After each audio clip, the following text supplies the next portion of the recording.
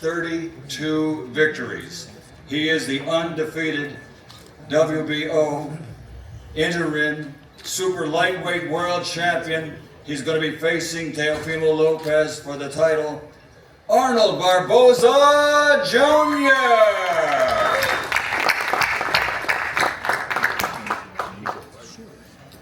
And next, this gentleman will face Devin Haney. His professional record stands at 29 victories, 18 big wins by knockout, only 2 defeats. The former super lightweight world champion, the Jaguar, Jose Carlos Ramirez.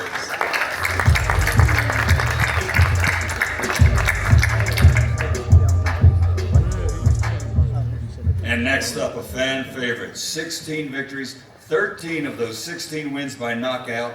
He'll be facing Ryan Garcia. He's the former interim world champion at the lightweight division and former super lightweight champion of the world, Rolando "Role" Romero.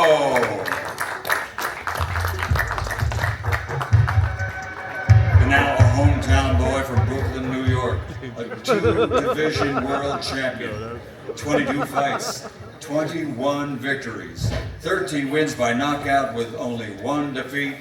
He is the reigning and defending WBO super lightweight world champion, Teofimo "The Takeover" Lopez. Hey, you heard that, Africa? He said Brooklyn, baby. He said New York. Brooklyn, though. What's Hell your yeah. zip code? Not from Brooklyn. My swag like it. What's your zip code? My swag like it. And next up, also a 2-division world champion with 31 victories, 15 KOs to his credit. From fighting out of Las Vegas, Nevada, USA, the former undisputed lightweight world champion and the current WBC in recess undefeated super lightweight champion of the world, Devin "The Dream" Haney.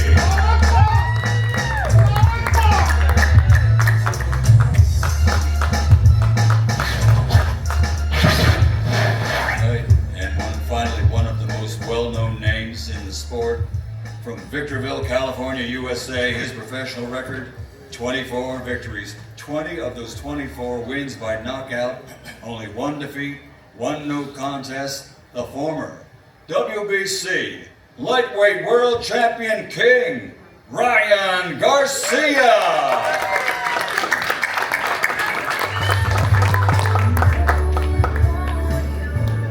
Ladies and gentlemen, at this time, let me turn this over to our host for the press conference, the editor-in-chief from Ring Magazine, Mr. Douglas Fisher.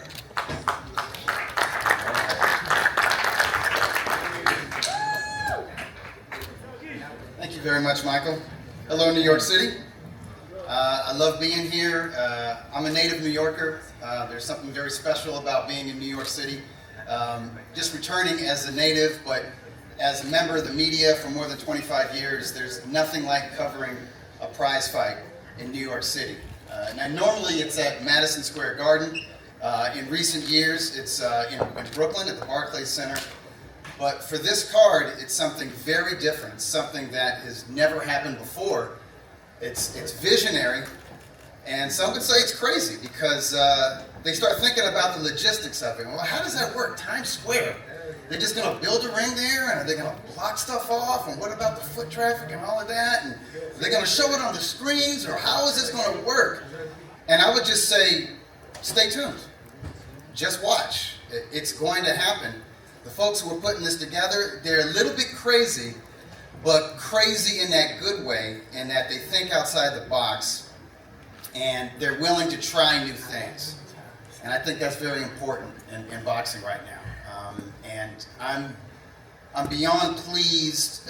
It's more than a pleasure. It's really an honor for the Ring Magazine to be able to present this great event in association with SNK Games. With Ring Magazine and myself, you've got the establishment, you've got the record of boxing, you've got the historical publication of this sport that goes back more than 100 years.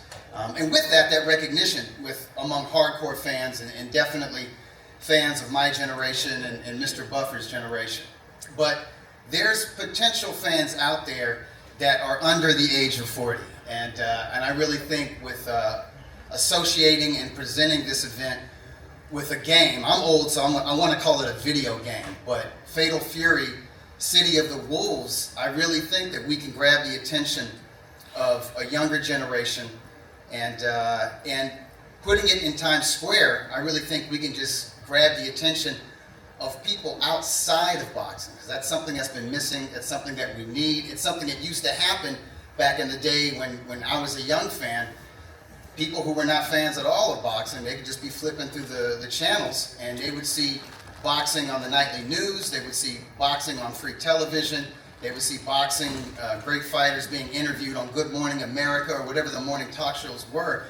So if they didn't think they were boxing fans, they got pulled into it. And I really think that having this fight take place in Times Square, we're going to get casual observers who may not know they're boxing fans. But boxing has a way of pulling people in, and once that bug bites you, you're bit for life. And people here know about this because we're all real fans here. And so you guys know that these are real matchups. Sure, you can argue there's an A side and there's a B side. You could argue, well, there's odds favorites, or there's fighters that the industry of boxing wants to see win. And I think if you follow the sport, you know it's no secret that Ryan Garcia and Devin Haney over here, the plan is for these guys to get together for an anticipated rematch in October. And then a further plan is for the winner of that fight to face Teofimo Lopez. We've all talked about it, it's rumored. But if it's one thing running a publication has taught me, being editor of a magazine, in boxing, there are no long-range plans.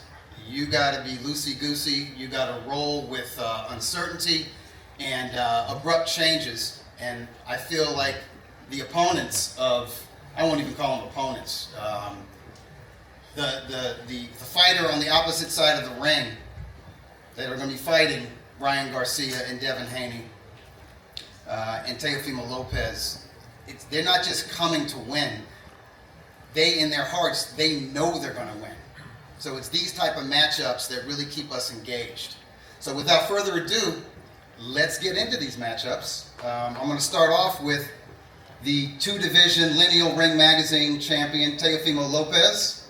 Lopez, I like what you have on there. What inspires this right here? Is this like the Warriors or something, or what? West Side Story?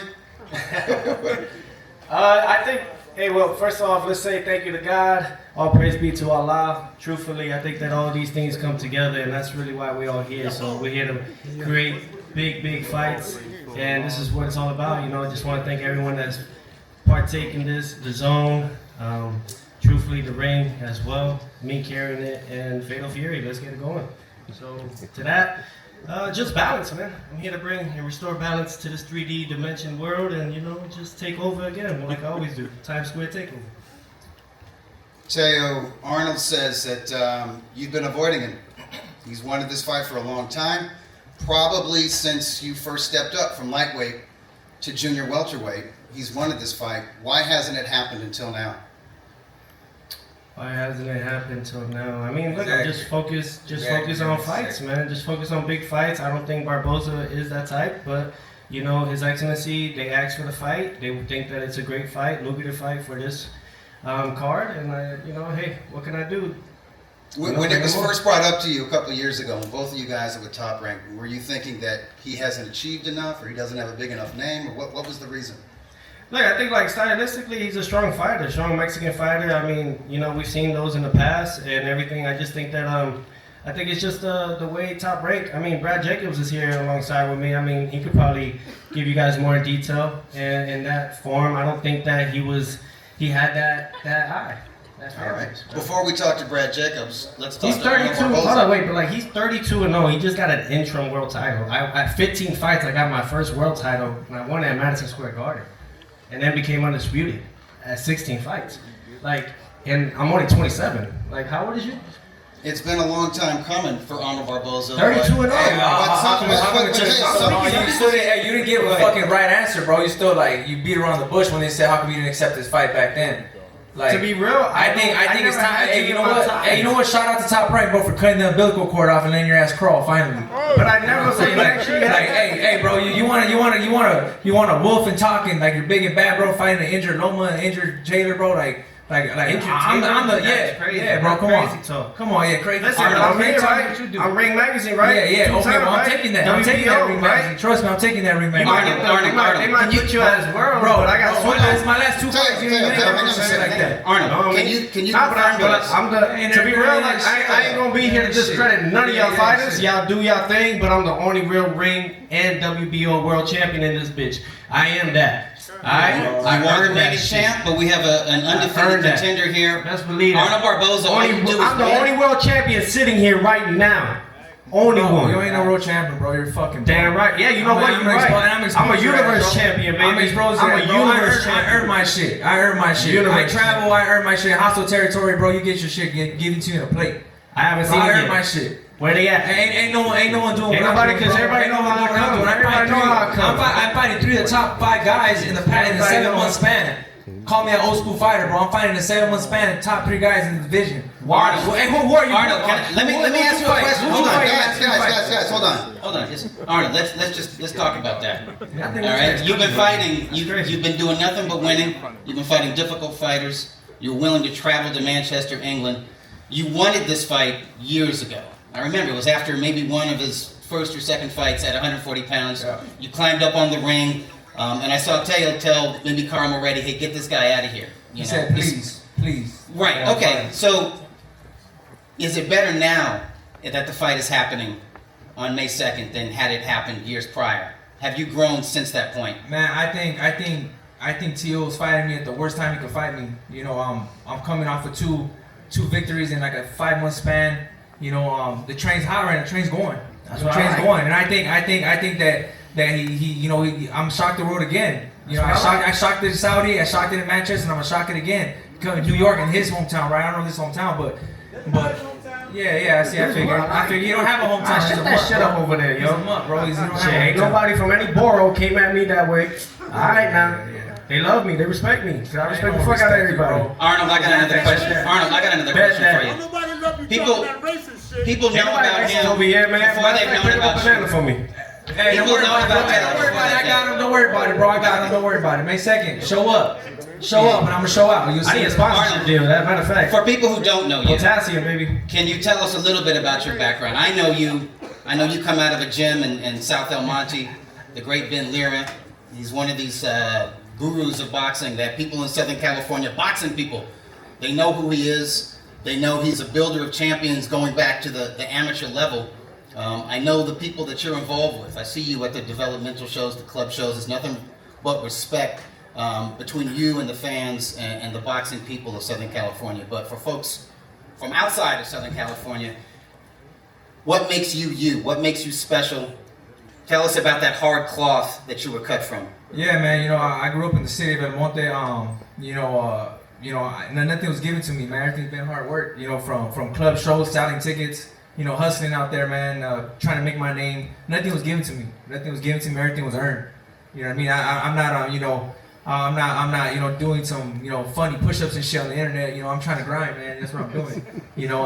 I'm just a grinder. I'm a worker, man. I work hard. You know, I think that separates me from everybody else. You know, I think I'm at where I'm at right now because of my hard work. You know, shout out to my pops, man, who's been my trainer since I was 5 years old. You know, fighting the smoker fights. You know, because I was, I couldn't fight. I wasn't 8 years old, so I couldn't have a USA license. So I was fighting his undercard, my pop's undercard. You know, so man, that's the type of person I grew up, man. Grew up tough. You know what I'm saying? I grew up raised by a real man. You know, a real man. Man takes care of his family, man. That he's not on that goofy shit. You know what I mean? So look, man, May 2nd. You know, I'm a live dog in there, man, and he's gonna find out. He's gonna see, just like everyone else says. Oh, he's not another. Well, I'm not on no level. We're gonna see when I'm raising that Ring Magazine belt, this WBO belt. I can't wait to see it. You guys, well said. Let's move on to the second matchup here. Fuck, I didn't even finish talking, dog. You wanna have to hear you. Wants to hear you. Real quick, Teo. I'm trying to promote this. Oh, I see what the. Come on, I see what we on, Come on, man. bro. Everyone knows that's why, bro. Everyone knows. He's trying to bring those. Nah, you know why? Bro, Top Rank don't even want to be here, bro. They're just here because they have to be here. They don't even want to be here to support you. $30+ million. Damn right they gonna be here, matter, bro. Don't matter Damn about right they that gonna shit. be here. Don't matter about that Money shit. talk, bullshit walk. Yeah, bro. And you but- full of bullshit. Hey, bro, but All right. hey, don't worry, Top Rank. I'm gonna get those minimums down for you guys. Don't worry about that. Oh, okay. All right, guys. Yeah. Save a little bit. Let you go. Save a little bit for the stare down. I gotta get mine done.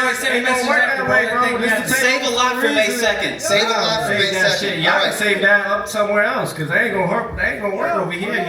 They ain't gonna work All over right, here. all right. I'm gonna move Africa, on. you down there, bro. You got your time the other times. You down over there, bro. Yeah.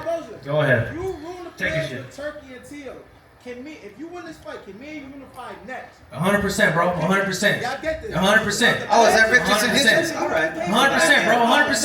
Hey, real fighters see you, fight, bro. Richardson. Hey, real fighters fight. That's it. Yo, Teal, you better Real not fuck fighters, you up, real boy. fighters, real fighters. You already know. Hey, you already know that's gonna All happen. right, guys. All right, so Plans are being made, but Just tune there's in, plans. take There's over plans for every May time, 2nd. anytime, all time. Teo, please. No, Teo, I don't want Teo, let me speak. I don't do that. Teo, please. We're gonna move on to the next matchup. No, man. Devin Haney versus Jose Ramirez. Like, I'm a Brooklyn-born Broward kid, so that's what it is. Brooklyn-born Broward kid. All right. Alright? Yeah, Have your- have- I got the you key have to your the city say. of Miami, right? I rang the bell for the New York Stock Exchange, alright? These are all You got it. facts. No, because you know, at the end of it all, y'all wish y'all had it, but y'all don't. I've earned it. Truthfully, earned it in this bitch, in this ring. And every time they give me a We guy see that you, is champ. somewhat competitive like that, We see you, Ring we Magazine see how we do champion. it. We We see see how you. we do it. We see you. All right. All right, but Devin hey, Haney. you look handsome, man. By the Thank way, you very Keep much. up the You great like it? stuff. You You know like what I'm it? saying? Yeah. When I do these things, they get me new suits. So. Yeah. For real. Hey, you know. Eddie's looking at me like, about time, dude. All right, guys. Well, All right. It's a takeover. Peace. All right, Devin Haney, Jose Ramirez. They may not be as chatty as we just saw with Teo and Arnold, but I can tell you from knowing both young men for a very long time, these guys are consummate professionals. These are young men who are about the sport of boxing, who are about dedication, who are about hard work. This is a fascinating matchup. Devin, I'm going to start with you because we haven't seen you since your fight with Ryan Garcia early last year. I just want to ask you why the decision to lay out for the rest of 2024, and why did you choose Jose Ramirez as your comeback opponent? No, I mean, first off, I want to thank Allah, alhamdulillah, for this opportunity. Ramadan Mubarak to all the Muslims all around the world. And I took the year off because, like I said, I was going to. I wanted to spend some time with my family. I just had a baby, stuff like that. So I wanted to rest and recover, and I wanted to come back when I felt it was the right time. And but when I came back, I wanted to fight the best fighters in the world. I didn't want to just face any regular Joe Blow. I wanted to fight a two-time world champion like Jose Ramirez, and that's why we picked him. There are folks who say, Devin, that you were exposed. Even though you can argue, well, it wasn't an even playing field in that first fight with Ryan Garcia. They could say, well, we've never seen Devin Haney hurt like that. We've never seen him down on the canvas.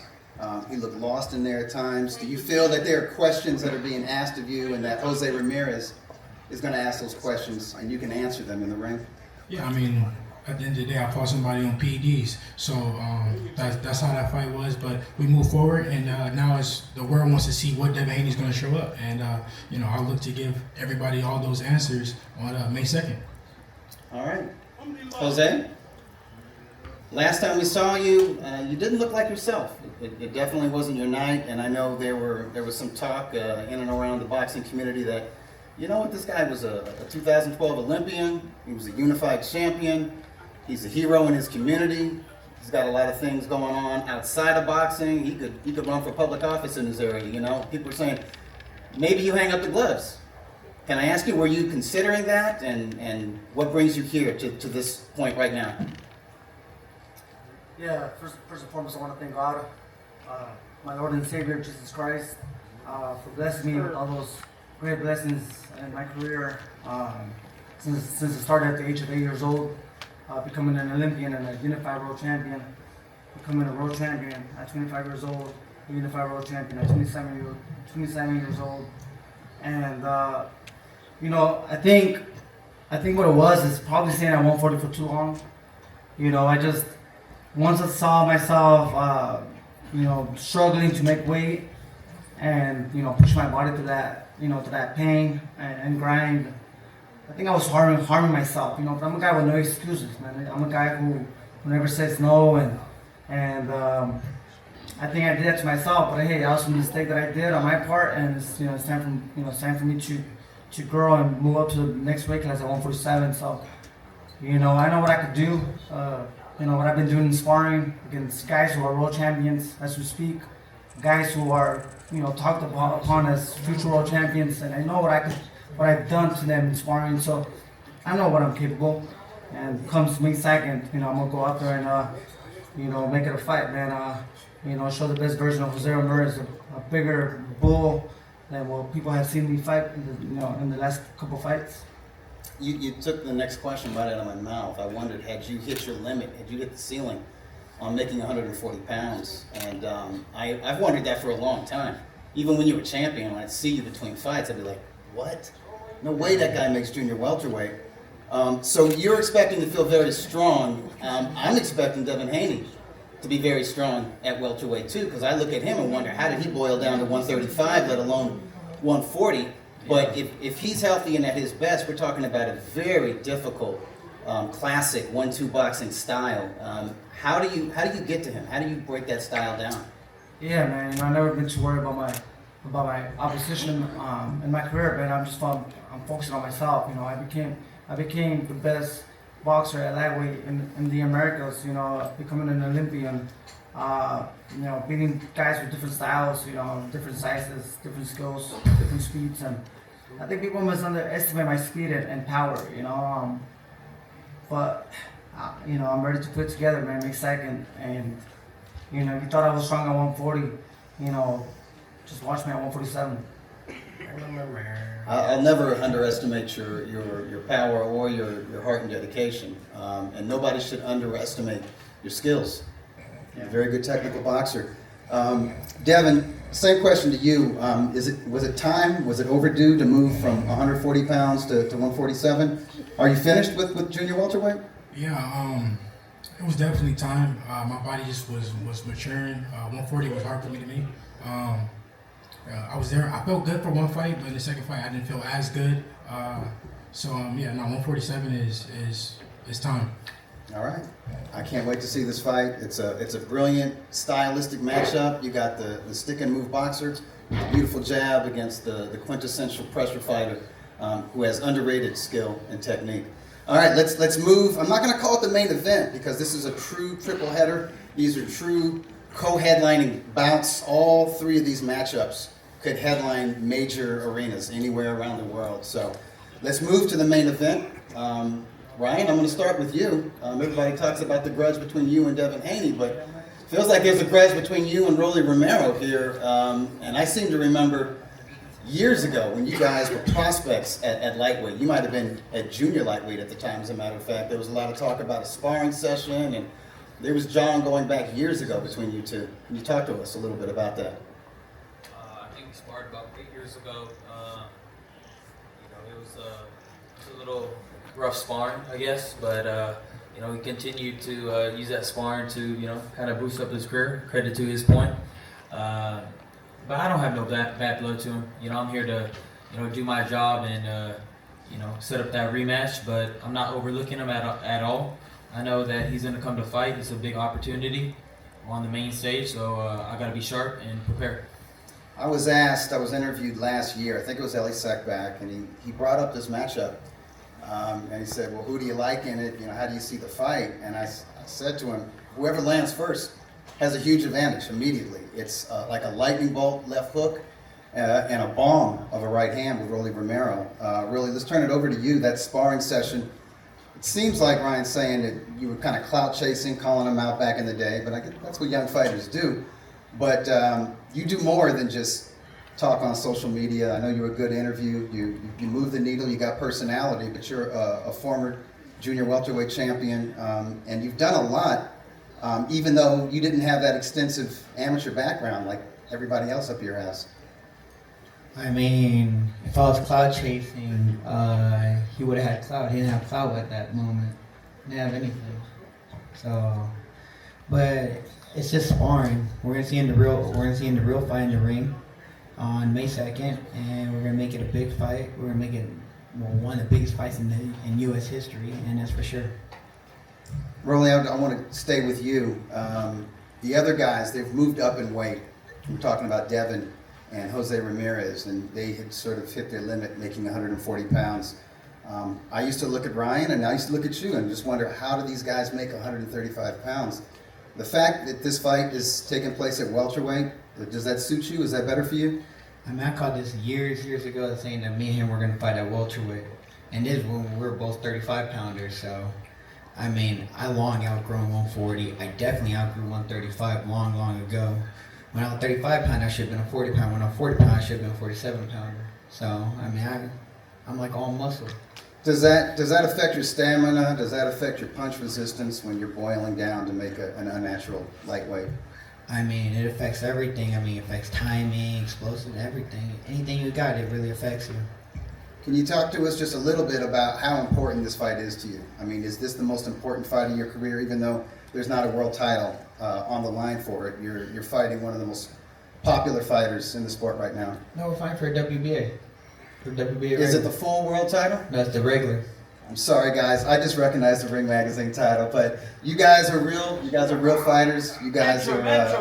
You guys, it's a very good.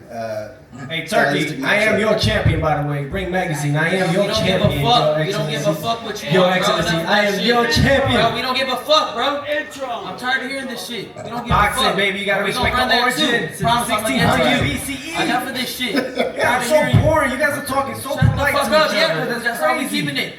You guys are all talking so politely, man. We gonna run that. What the fuck is Remember that. this? We're gonna run that. Yeah, I like it. I ain't home, but like, bring it in. Bring it in. Y'all not even put the tip in yet. Like, come on, pause, by the way, pause. Bring it in. Alright, getting fired up, man. Okay, I'm gonna Ain't end nobody this. talking shit right now. That's crazy. I'm gonna end this session with the question to you. And I spoke to you a little bit, at the hotel a few hours ago. And we talked about you going into that first fight with Devin Haney and all the chaos, and you admitted you were not at 100%. There was drinking, there was smoking. You could have been in better shape. And you told me you got that out of the way. You're not drinking and you're not smoking. Do you have a renewed dedication to boxing and a renewed vigor for boxing? Because you're going to be fighting Rolly Romero, but I feel like you got Devin Haney in your sights, and it looks like you've got Teofimo Lopez in your sights. Well, yeah, I mean, I want to be great. I've always wanted to fight the best fighters in the sport. As far as, my problems outside the ring, I've always had those problems. I mean, I don't know who else struggles with stuff like that, but that's just something I was struggling with. And, I want to just show everybody that you could come back from anything. And I want to show my dedication to the sport and just be a true professional. I admit my wrongs, and I don't want anybody to, take my actions of drinking and smoking before the fight and try to, think that's a way to handle yourself as a professional. So I came here to change that, and this is my first fight to get respect back and then prove everybody that it wasn't a fluke, and I'm ready to do it. You inspire us all, Brian. I like it. You can always come back. There's like the redemption can be found in the ring and that path to the ring. So I love that, and I love the professionalism. I actually like the laid back, Ryan. You're a cool guy.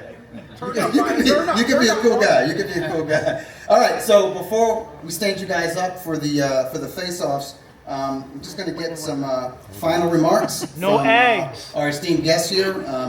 Let's start with Rick Reno, COO of Ring Magazine. Yeah, I just want to say, we have 3 dangerous fights. Everyone knows that it's the big elephant in the room. If Ryan and Devin win their fights, they will most likely go into a fight in the fall. I know Jose and his team have said Devin's never getting to that fight. I know Rolly and his team have been saying they're never getting to that fight either. On the other side. No, I did not say that ever. My bad. They can fight after me. I don't really give a fuck. And obviously, Tio is in a real dangerous fight. he's going to be defending WBO title, the Ring Magazine title, against the mandatory challenger Arnold Barboza. Arnold is arguably on one of the best runs at 140 over the last 12 months, and I know Arnold's told me more than enough that Tio's never getting to any of the future plans that we have in store for him. Man, just like all the other promoters had plans, he broke them, so we're breaking this one too. And we could have, staged this event anywhere. We could have put it in any venue in New York, any venue in LA, any venue in Las Vegas, and it would have sold out. We wanted to do something special, something iconic, because we would have put this any other venue, any other location. It would have just been a really big event with 3 great fights. We wanted something that, like 25 years from now, people would look back and say, "Oh my God, can you believe they staged that crazy event in the heart of Times Square?" Even for the 6 guys up here, they could tell their kids, their grandkids, decades from now, I fought in Times Square. Not that I fought in the Garden or Barclays or the MGM. They could be the first 6 guys to say, I fought in the heart of Times Square with this collaboration that we're doing with SNK. So we wanted something that would create, when we started doing these Ring Magazine events and putting the stuff together, we didn't want to do the same cookie cutter type of events. No offense to my promotional partners up here, but we wanted something that, like Doug had mentioned, that was out of the box, something that people